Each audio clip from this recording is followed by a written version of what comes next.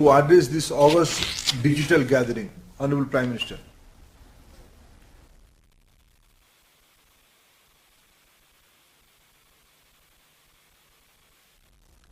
नमस्कार।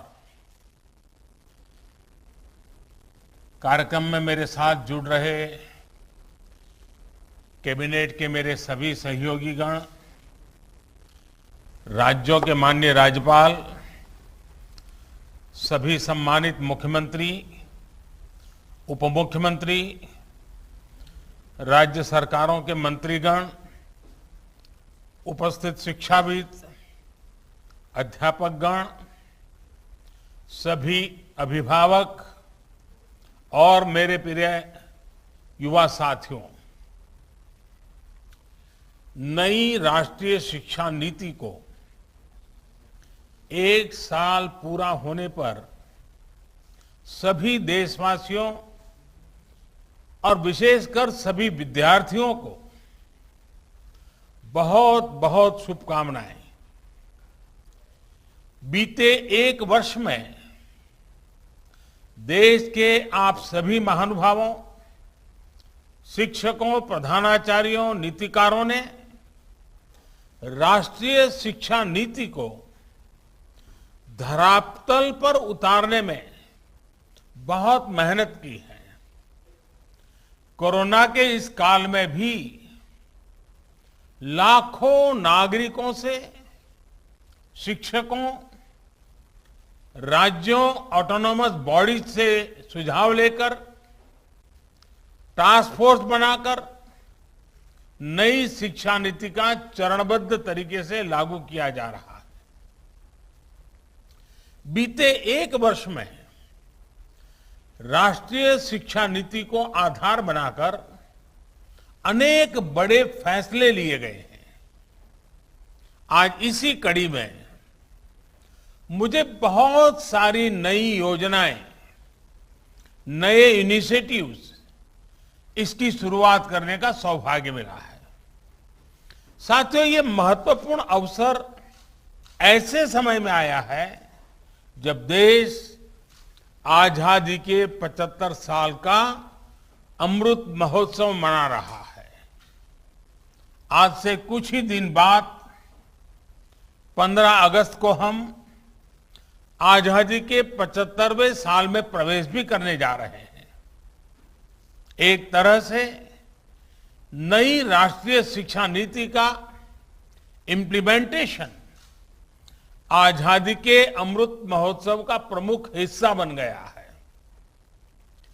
इतने बड़े महापर्व के बीच राष्ट्रीय शिक्षा नीति के तहत आज शुरू हुई योजनाएं नए भारत के निर्माण में बहुत बड़ी भूमिका निभाएगी।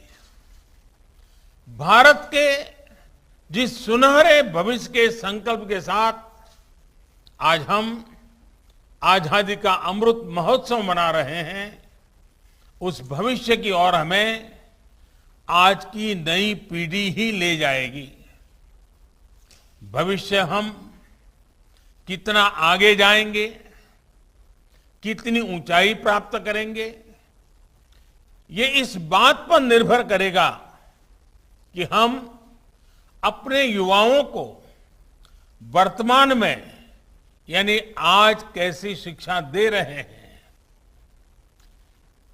कैसी दिशा दे रहे हैं। इसलिए मैं मानता हूं भारत की नई राष्ट्रीय शिक्षा नीति राष्ट्र निर्माण के महायज्ञ में बड़े फैक्टर में से एक है और इसलिए देश ने इस शिक्षा नीति को इतना आधुनिक बनाया है, इतना फ्यूचर रेडी रखा है। आज इस कार्यक्रम में जुड़े अधिकांश महानुभाव नई राष्ट्रीय शिक्षा नीति की बारीकियों से परिचित हैं, लेकिन ये कितना बड़ा मिशन है, इस एहसास को हमें बार बार याद करना ही है। साथियों, देश भर से हमारे कई युवा स्टूडेंट्स भी इस कार्यक्रम में हमारे साथ हैं। अगर इन साथियों से हम उनकी आकांक्षाओं के बारे में, सपनों के बारे में पूछें तो आप देखेंगे कि हर एक युवा के मन में एक नयापन है, एक नई ऊर्जा है। हमारा युवा बदलाव के लिए पूरी तरह से तैयार है। वो इंतजार नहीं करना चाहता। हम सब ने देखा है कोरोना काल में कैसे हमारी शिक्षा व्यवस्था के सामने इतनी बड़ी चुनौती आई। स्टूडेंट्स की पढ़ाई का, जीवन का ढंग बदल गया, लेकिन देश के विद्यार्थियों ने तेजी से इस बदलाव को एडप्ट किया। ऑनलाइन एजुकेशन अब एक सहज चलन बनती जा रही है। शिक्षा मंत्रालय ने भी इसके लिए अनेक प्रयास किए हैं। मंत्रालय ने दीक्षा प्लेटफॉर्म शुरू किया, स्वयं पोर्टल पर पाठ्यक्रम शुरू किए और हमारे स्टूडेंट्स पूरे जोश से इनका हिस्सा बन गए। दीक्षा पोर्टल पर मुझे बताया गया कि पिछले एक साल में 2300 करोड़ से ज्यादा हिट होना ये बताता है कि ये कितना उपयोगी प्रयास रहा है। आज भी इसमें हर दिन करीब 5 करोड़ हिट हो रहे हैं। साथियों, 21वीं सदी का आज का युवा अपनी व्यवस्थाएं, अपनी दुनिया खुद अपने हिसाब से बनाना चाहता है। इसलिए उसे एक्सपोजर चाहिए, उसे पुराने बंधनों, पिंजरों से मुक्ति चाहिए। आप देखिए, आज छोटे छोटे गांवों से, कस्बों से निकलने वाले युवा कैसे कैसे कमाल कर रहे हैं।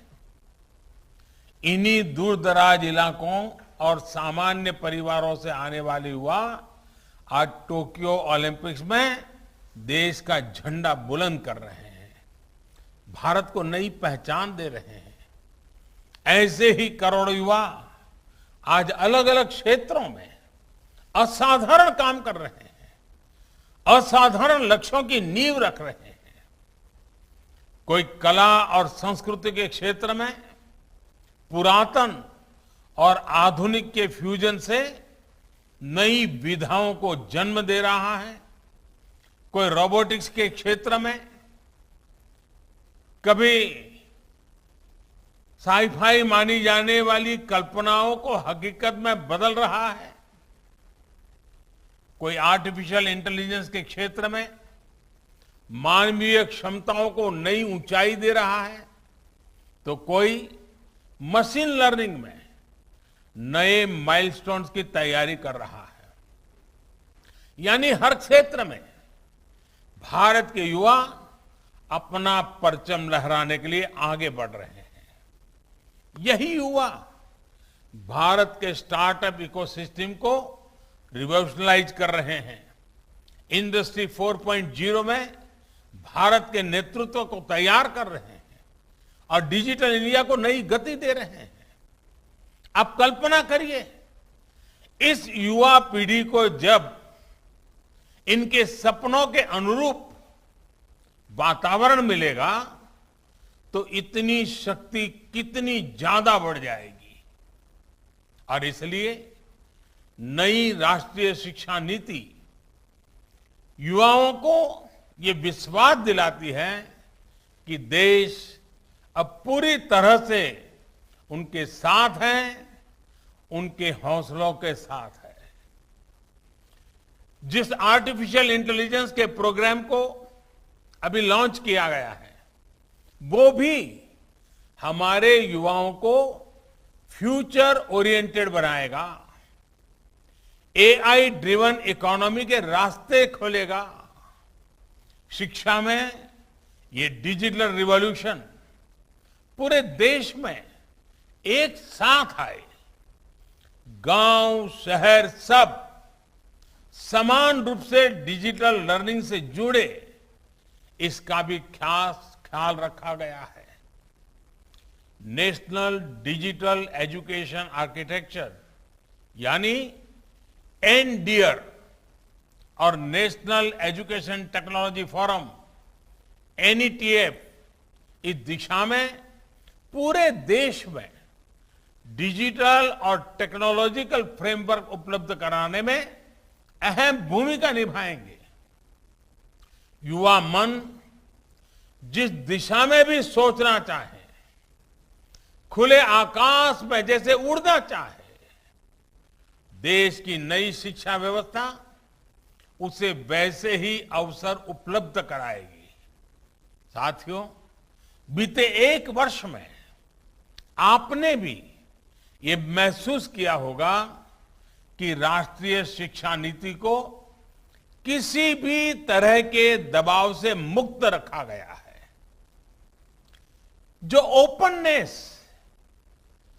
ओपननेस पॉलिसी के लेवल पे है, वही ओपननेस स्टूडेंट्स को मिल रहे विकल्पों में भी है। अब स्टूडेंट्स कितना पढ़े, कितना समय तक पढ़े, ये सिर्फ बोर्ड्स और यूनिवर्सिटी नहीं तय करेगा। इस फैसले में स्टूडेंट्स की भी सहभागिता होगी। मल्टीपल एंट्री एंड एग्जिट की जो व्यवस्था आज शुरू हुई है, इसने स्टूडेंट्स को एक ही क्लास और एक ही कोर्स में जकड़े रहने की मजबूरी से मुक्त कर दिया है। आधुनिक टेक्नोलॉजी पर आधारित एकेडमिक बैंक ऑफ क्रेडिट, इस सिस्टम से इस दिशा में स्टूडेंट्स के लिए रिवॉल्यूशनरी चेंज आने वाला है। अब हर युवा अपनी रुचि में, अपनी सुविधा से कभी भी एक स्ट्रीम को चूज कर सकता है, छोड़ सकता है। अब कोई कोर्स सेलेक्ट करते समय ये डर भी नहीं रहेगा कि अगर हमारे डिसीजन गलत हो गया तो क्या होगा। इसी तरह structured assessment for analysing learning levels यानी सफल के जरिए स्टूडेंट्स के आकलन की भी वैज्ञानिक व्यवस्था शुरू हुई है। ये व्यवस्था आने वाले समय में स्टूडेंट्स को परीक्षा के डर से भी मुक्ति दिलाएगी। ये डर जब युवा मन से निकलेगा तो नए नए स्किल लेने का साहस और नए नए इनोवेशंस का नया दौर शुरू होगा। संभावनाएं असीम विस्तार होगी। इसलिए मैं फिर कहूंगा कि आज नई राष्ट्रीय शिक्षा नीति के तहत जो ये नए कार्यक्रम शुरू हुए हैं, उनमें भारत का भाग्य बदलने का सामर्थ्य है। साथियों, हमने आपने दशकों से ये माहौल देखा है। जब समझा जाता था कि अच्छी पढ़ाई करने के लिए विदेशी जाना होगा, लेकिन अच्छी पढ़ाई के लिए विदेशों से स्टूडेंट्स भारत आए,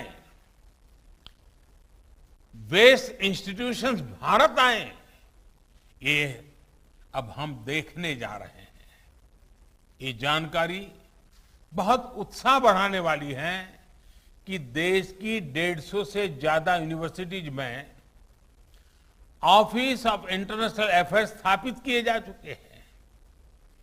भारत के हायर एजुकेशन इंस्टीट्यूट्स अंतर्राष्ट्रीय स्तर पर रिसर्च और एकेडमिक में और आगे बढ़े, इसके लिए आज नई गाइडलाइंस भी जारी की गई है। साथियों, आज बन रही संभावनाओं को साकार करने के लिए हमारे युवाओं को दुनिया से एक कदम आगे होना पड़ेगा।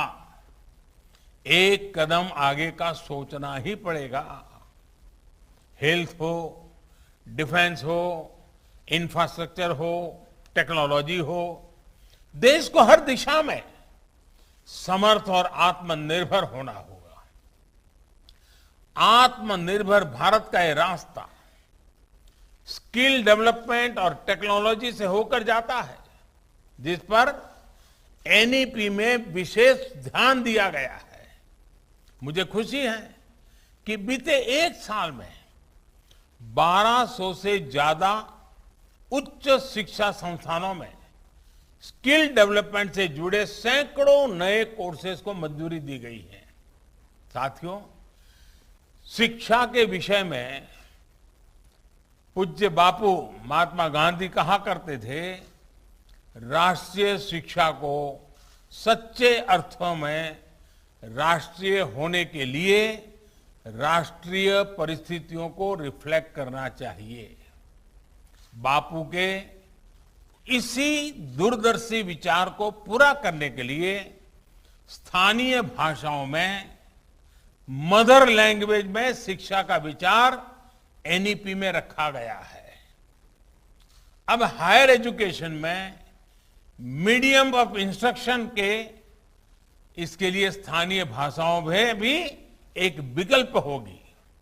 मुझे खुशी है कि 8 राज्यों के 14 इंजीनियरिंग कॉलेज 5 भारतीय भाषाएं हिंदी, तमिल, तेलुगु, मराठी और बांग्ला में इंजीनियरिंग की पढ़ाई शुरू करने जा रहे हैं। इंजीनियरिंग के कोर्स का 11 भारतीय भाषाओं में ट्रांसलेशन के लिए एक टूल भी डेवलप किया जा चुका है। क्षेत्रीय भाषा में अपनी पढ़ाई शुरू करने जा रहे छात्र छात्राओं को मैं विशेष बधाई देना चाहता हूं। इसका सबसे बड़ा लाभ देश के गरीब वर्ग को, गांव कस्बों में रहने वाले मध्यम वर्ग के स्टूडेंट्स को, दलित, पिछड़े और आदिवासी भाई बहनों को होगा। इन्हीं परिवारों से आने वाले बच्चों को सबसे ज्यादा लैंग्वेज डिवाइड का सामना करना पड़ता था।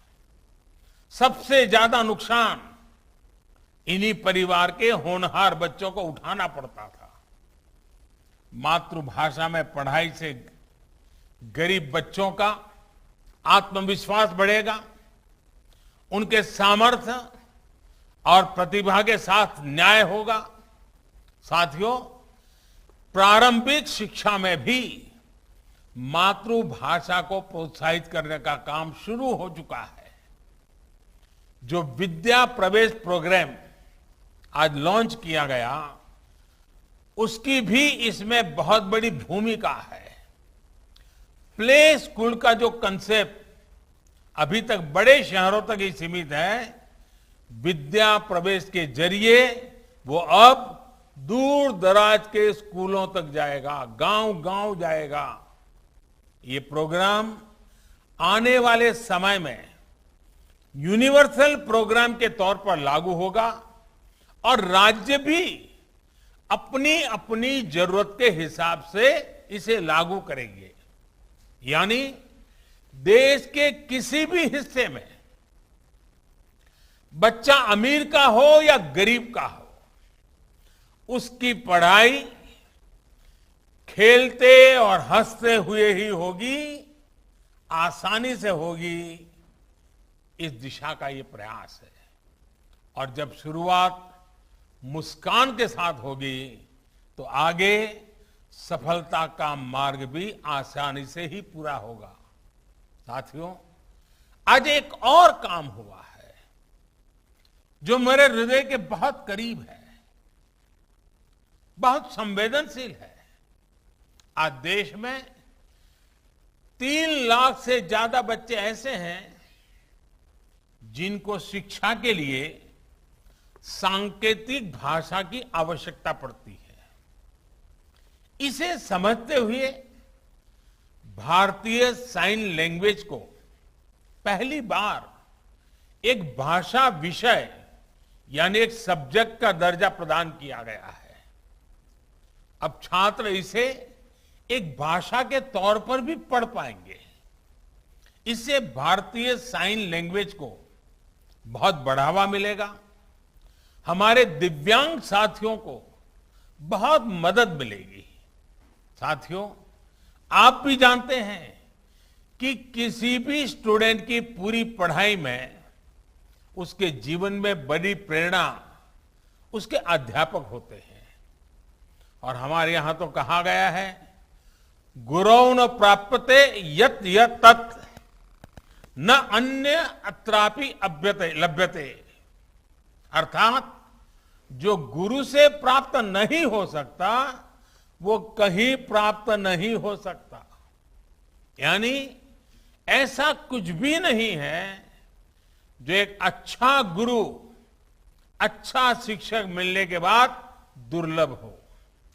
इसलिए राष्ट्रीय शिक्षा नीति के फॉर्मुलेशन से लेकर इंप्लीमेंटेशन तक हर स्टेज पर हमारे शिक्षक सक्रिय रूप से इस अभियान का हिस्सा है। आज लॉन्च हुआ निष्ठा 2.0, ये प्रोग्राम भी इस दिशा में एक अहम भूमिका निभाएगा।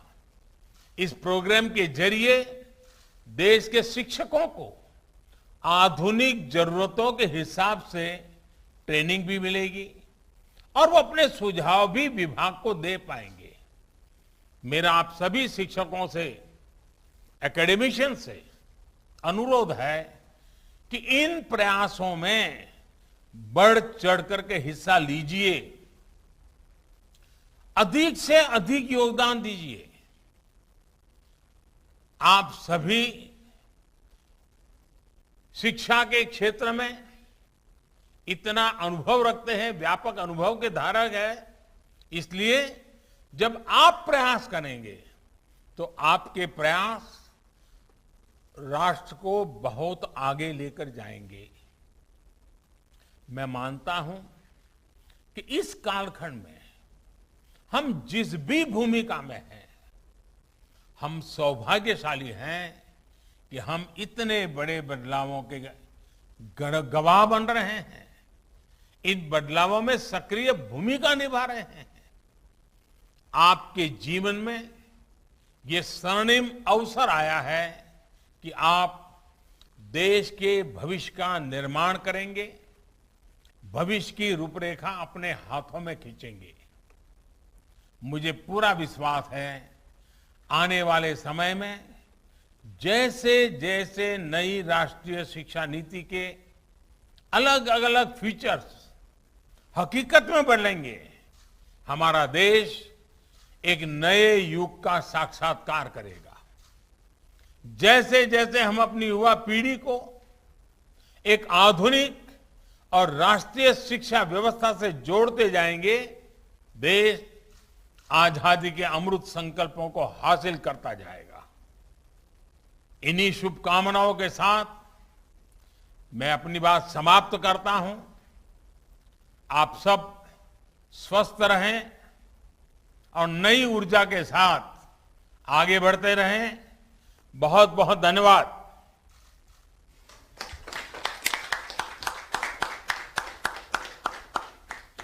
आदरणीय प्रधानमंत्री महोदय, शिक्षा मंत्रालय की ओर से, माननीय शिक्षा मंत्री तथा राज्य मंत्रीगण की ओर से, सभी राज्यों के माननीय राज्यपाल, उपराज्यपालगण, राज्यों के माननीय मुख्यमंत्री, उप मुख्यमंत्री, माननीय शिक्षा मंत्री तथा शिक्षाविदों, अभिभावकों, देश के युवाओं तथा शिक्षा जगत से जुड़े सभी महानुभावों की ओर से आपके मार्गदर्शन एवं उत्साहवर्धन के लिए हार्दिक आभार व्यक्त करता हूं।